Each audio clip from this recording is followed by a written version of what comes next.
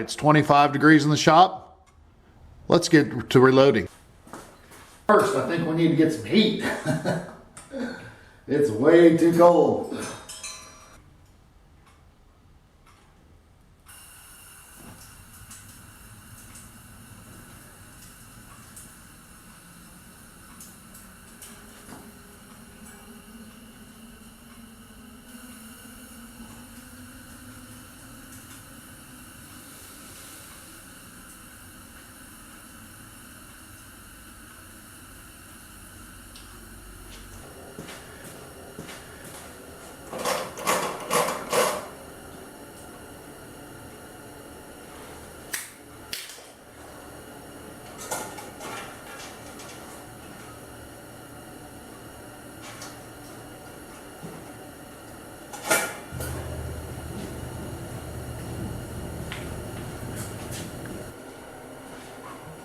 Alright guys, you see it's kind of chilly here in the shop, but we're going to go ahead and try to do some reloading.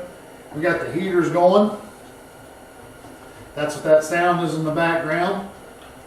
It's already warmed up to about 20 degrees in here, so now we're about up to 40.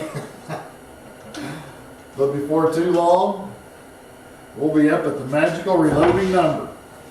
Alright, we're going to take the single stage press off, and we're going to put in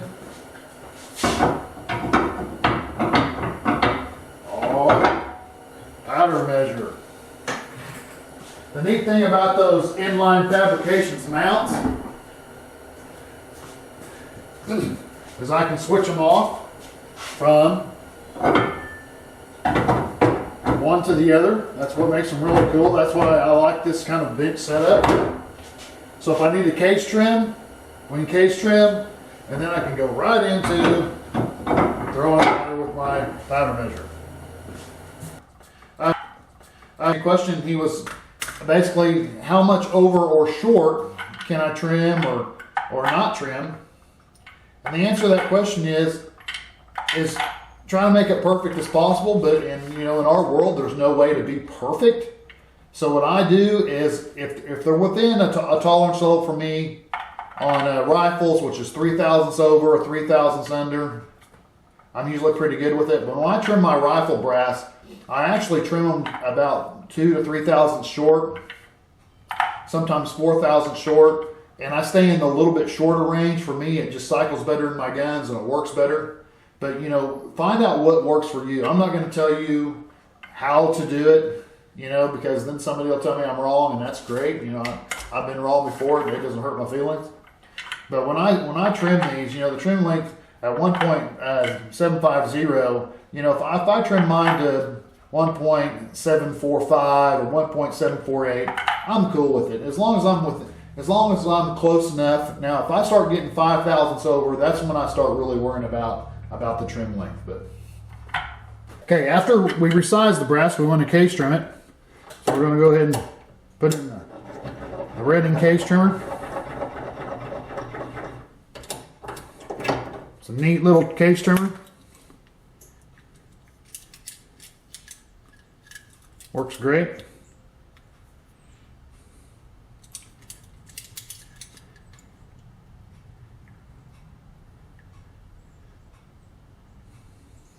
Right here I'm trimming them to 1.747, 1.5. So 1 1/4, 3/4 inch is basically where they need to be. And you see they're not exact. I like to go just a smidge under. For me, it just works better.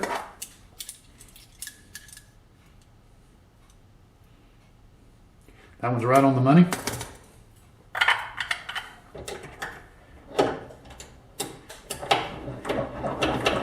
If I was actually using these for long distance bench rest shooting, I'd probably take my time and make sure they were all absolutely the same. But as long as I'm within, a few thousandths, I'm not going to really worry about it.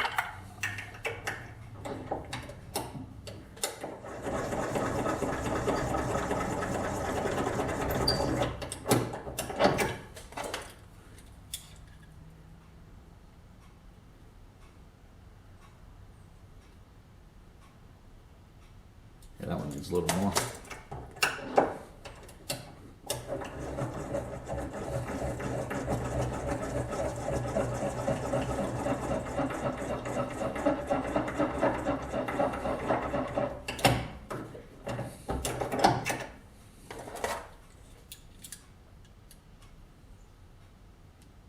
All right, perfect. Now you do stick the shell in. First you have to make all your adjustments. I have a dummy case that I put in there.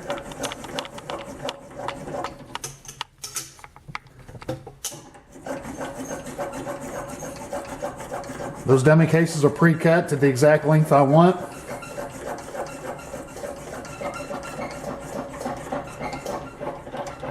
You can hear it. Take it back out.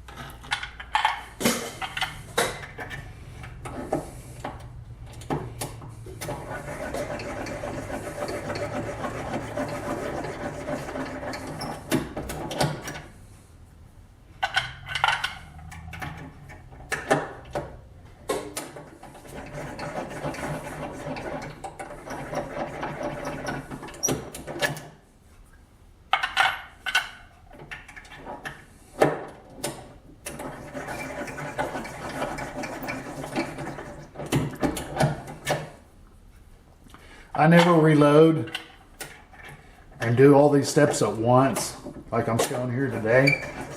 Normally I'll go ahead and resize them all, lube them up,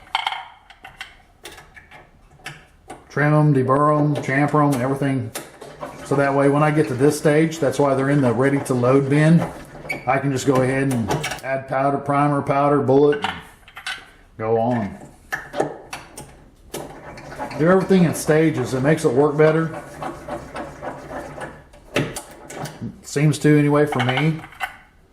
Because when I get to the reloading stage, you know, there's days that, you know, I don't want to drag out powder and have to clean the press and all that. So I sit here and come out here and just do this.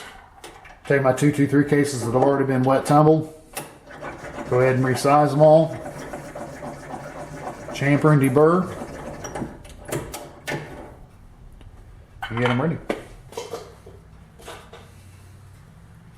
Okay, from here I like to use my Redding. This is the model number 9. It's the deburring tool. Let's take it.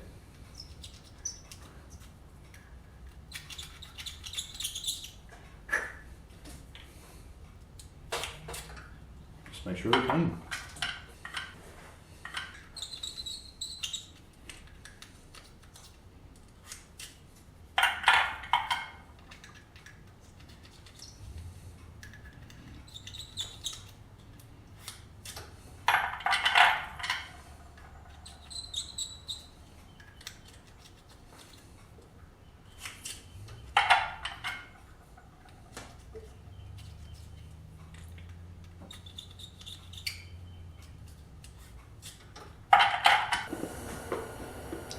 We're going to be using Redding 223 Remington dies.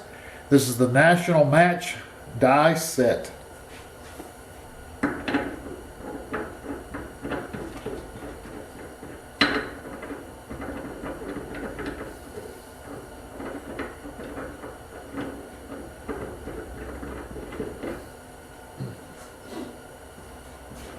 This die set comes with a bullet seating die, a crimp die, and a full-size resizing die.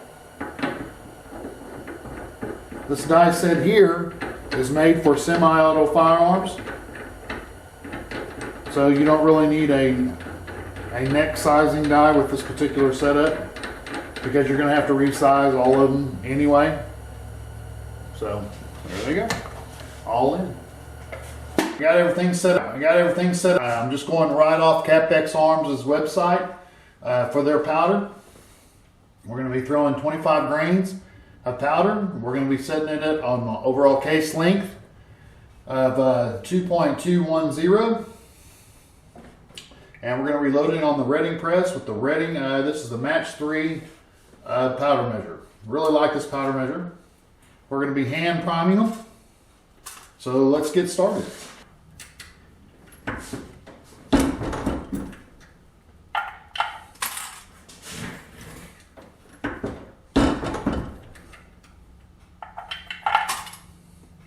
I had a gentleman who commented that he just bought some of these match dies the other day. Congratulations on your purchase. These dies work really well on semi-autos. I've never had an issue with them at all. Key is just make sure you get good cam over on your resizing die, and you won't have any problems at all.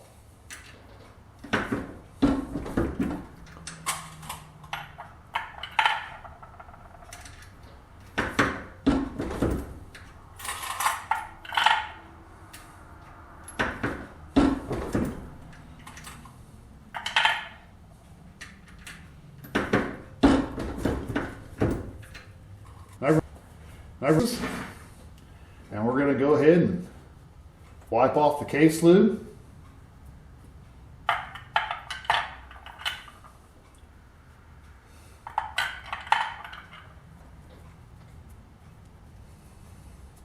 Try to get it out of the mouth the best you can.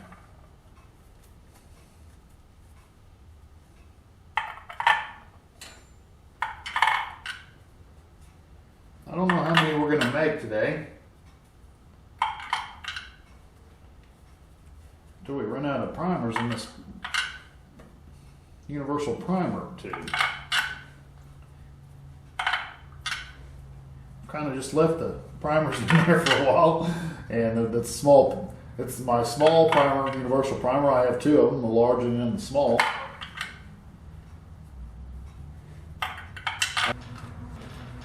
If you use one of these universals, just have two of them. Have one with the small, have one with the large. That way you don't have to keep switching them out. Okay, the primers we're using are CCI primers.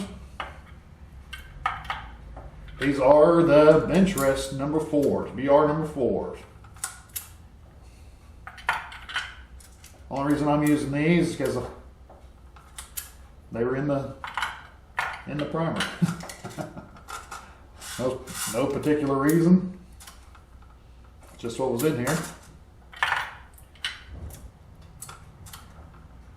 Myself, I'm sure some people will argue with this, and that's fine, but I haven't found any reason to use the bench press primers for what I do. Now, maybe if you're doing a bench rest 1,000-yard shooting, that might work out okay, but for my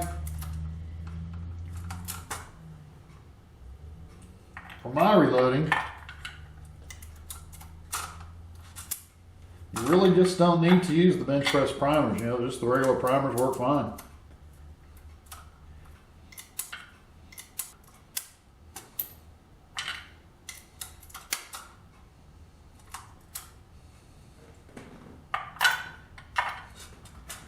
All right, we'll set that to the side. We'll go ahead and check these primers to make sure we got them good, seated good. Just a little bit past flush is what we're looking for.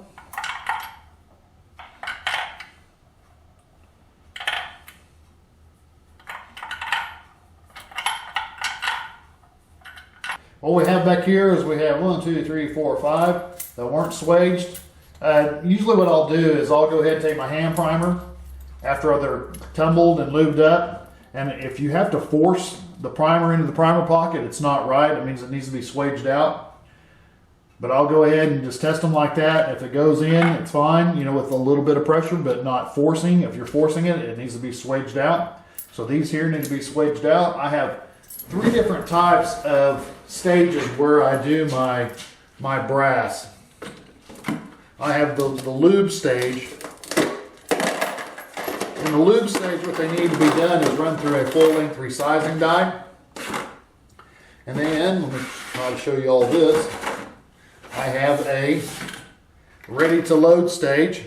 In the ready-to-load stage, that means they've all been lubed up, they've been resized, they've been trimmed to length. They're 100% perfect and ready to go. So I have two different stages of brass. Okay, let's kind of talk about what we've done. We've taken these cases, we've wet tumbled them, we lubed them, resized them, we trimmed them to length, we deburred and chamfered, we added primers. Now we're going to go ahead and add powder, seat, and crimp.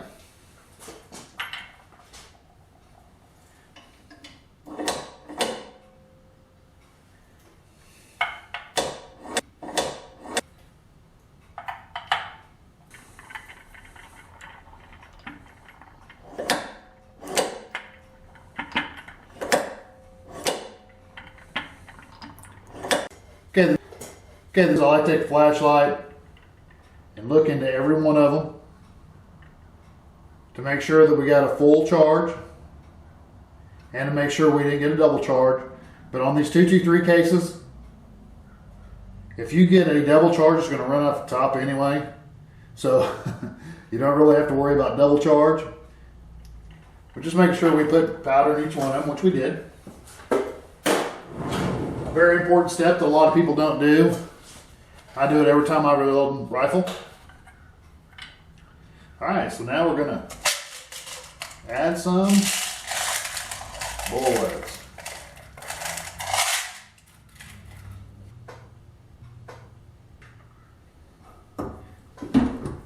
And we're going to go ahead and crimp it. Save us a little bit of time. Okay, we're hitting. This one here is 2.209.5. So that's perfect.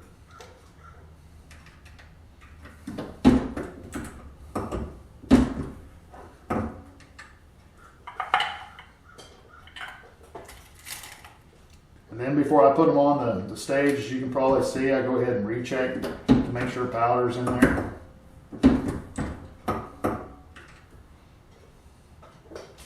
We're going to check that one. Kind of knocked it around a little bit there.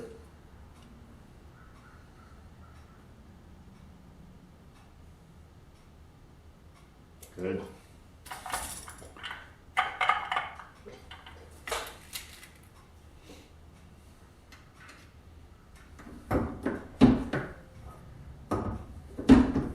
For all you non-YouTubers out there, one thing about us guys that do this all the time, so that one's dead on, 2.210. So that rating does an excellent job. Is you'll be sitting here on your own and you'll make, thousands of these bullets, tens of thousands of these bullets, however you've made in your life, But as soon as you get on camera and you turn on that camera, for some reason, everything that has worked right for the last 20 years decides that it wants to mess up. I call it the YouTube curse. And I'm going to tell you, when you're trying to show people something on camera that you've done 100,000 times, everything will work out great until you start showing people how to do it. I can bring people into my shop and I can teach them to reload, and everything will be just fine. They'll be saying, "Oh man, this is fun. Boy, this is entertaining." As soon as I turn on that dang camera, my entertainment factor seems to go to nothing. A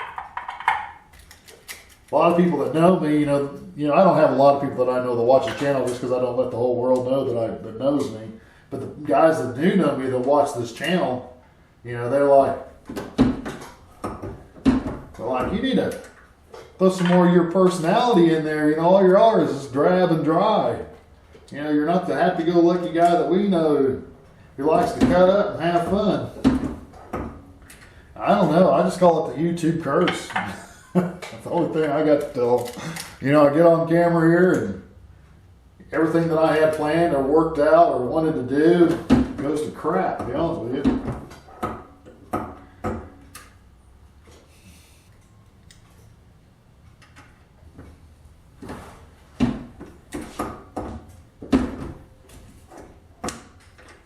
All right, so we got them all done. We got them all checked.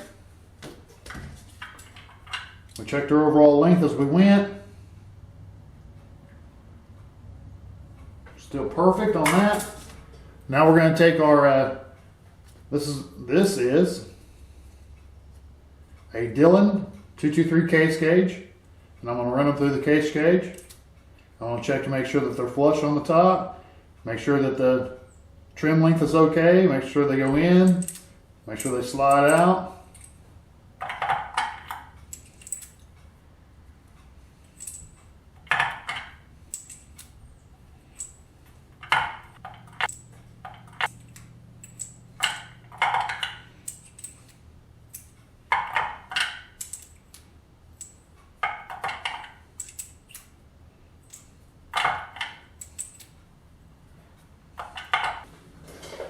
As you can see from this video, reloading is not hard. If you're not into reloading, go ahead and get you a press, get you some dies, get what you need.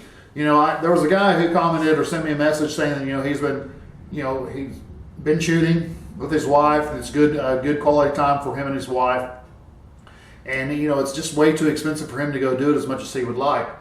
Well, you know, go ahead and get you the press, and go ahead and get you it'll take an initial investment. It will. But that investment is also quality time there too. You know, reloading in and of itself is quality time, especially if you can do it with friends or family. So don't think that you're going to go wrong by doing that. Also, the amount of money that you're going to save over doing this over the factory ammo, it allows you to buy the more stuff. Now, there really is no savings with reloading, but what it allows you to do is just buy other things besides just buying the bullet and the projectile to send down range or the cartridge itself. So, you know, stay away from factory ammo. Enjoy the time shooting with your family. Enjoy the time reloading with your family. It's all good. All right, guys, I appreciate you watching. Thanks.